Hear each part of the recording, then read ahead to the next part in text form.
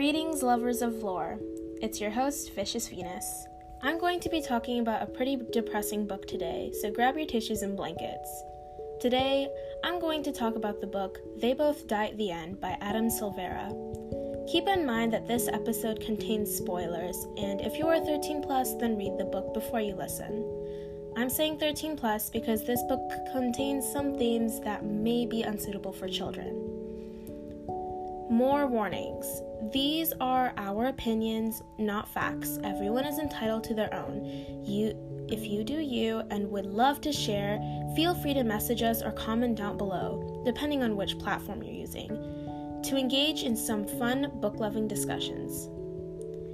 Excluding the opinions, none of this belongs to us, but to the wonderful Adam Silvera, the author of the book. Okay, now let's talk about They Both Die at the End. For those of you who haven't read the book, They Both Die at the End is a story that takes place in a futuristic world where an organization called the Death Caste exists. Those in the Death Caste have one job: to call people at midnight and tell them that it is their last day left to live. People who receive the call, called Deckers, are left to have one last adventure on their final day. These people can use an app called Last Friend to find a Decker or a non-Decker who will join them on their last adventure. The story revolves around two boys who receive the call on the same day and find each other on Last Friend. Together, they have their final adventure. Now, here's the big question. Should the main characters, Rufus and Mateo, have died in the end? I know. I'm discussing whether two people in a book called They Both Die at the End should have died at the end. But I feel that this is a topic that isn't discussed about enough. When is it appropriate for main characters to die? Can it harm the story, or does it make the story better? To explore the question, I'll explain the pros and cons of both scenarios. The first scenario is that they don't die at the end. Now, the pros of this is that it would make the readers very happy seeing that the main characters don't suffer a terrible end. Throughout the book, you gain many attachments towards Rufus and Mateo. You might even grow favoritism towards one of them.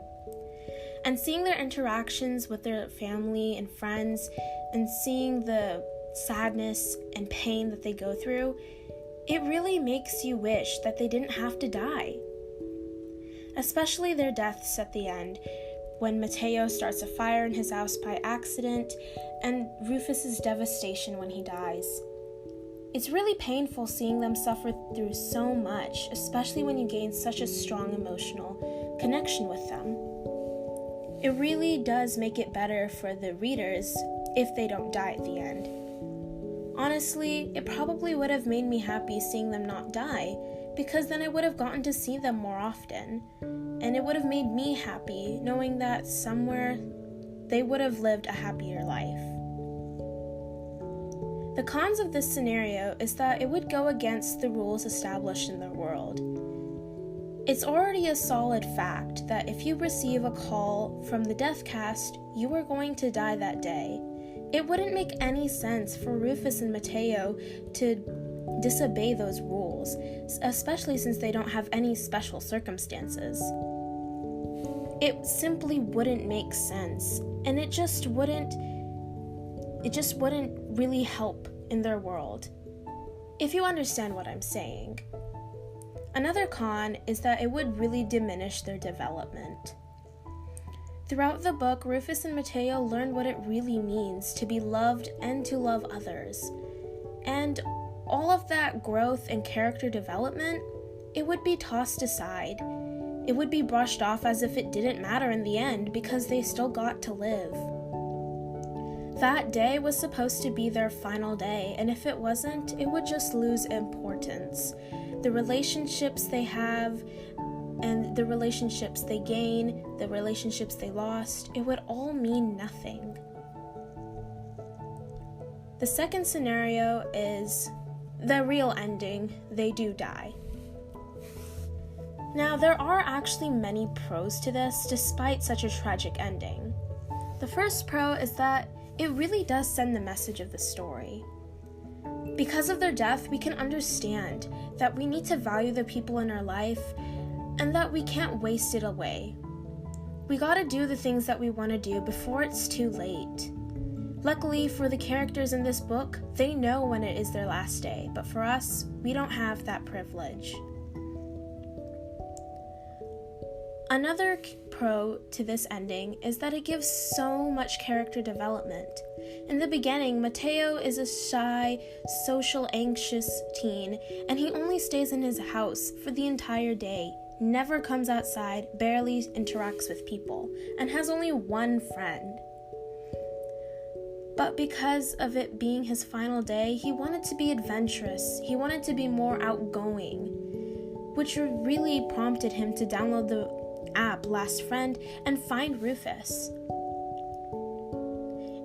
If he didn't die in the end, he probably wouldn't have had this character development, and if he did, it would have lost its importance, as he probably would have thought that all of this bravery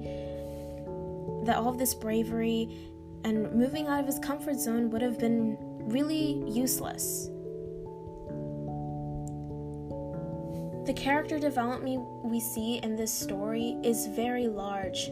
Characters learn to treasure the people they love, and they learn that because it's their last day, they really have to live it. And all that character development will really be lost if they hadn't died in the end.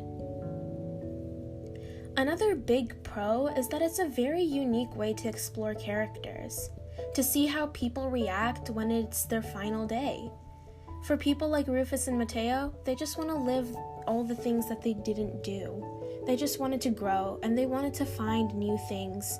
They wanted to be a better person. However, there are other characters who did not take it the correct way.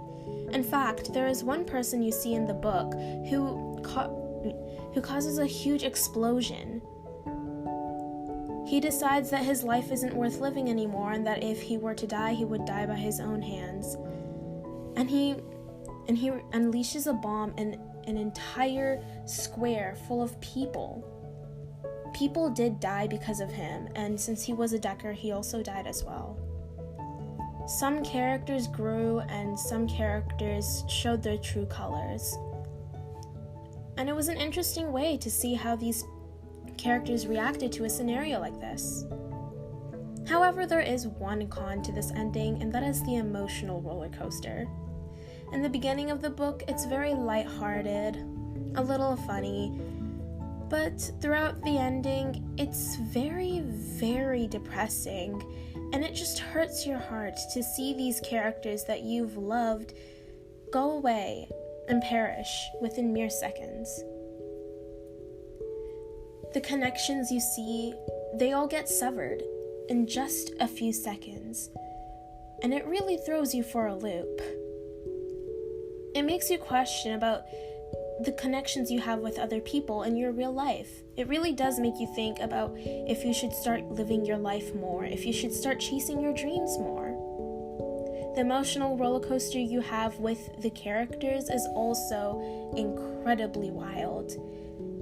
You love the characters, you want to be with them, you want to see how they react to these scenarios, you want to see what they do, and you just want them to live. But in the end, they all die. Well, not all of them, but the main characters do anyway. In my opinion, as much as it kills me, I believe the story is good the way it is, with Rufus and Mateo dying at the end. Their death completes the story by reinforcing the theme. Anyway, that was my opinion. But what is yours? Message or comment down below, depending on where you're listening to this episode, and let me know. If you like this episode, consider subscribing to the podcast and join us for the next episode. Thank you for taking the time out of your day to listen to us, and I hope you come back for some more. See you later!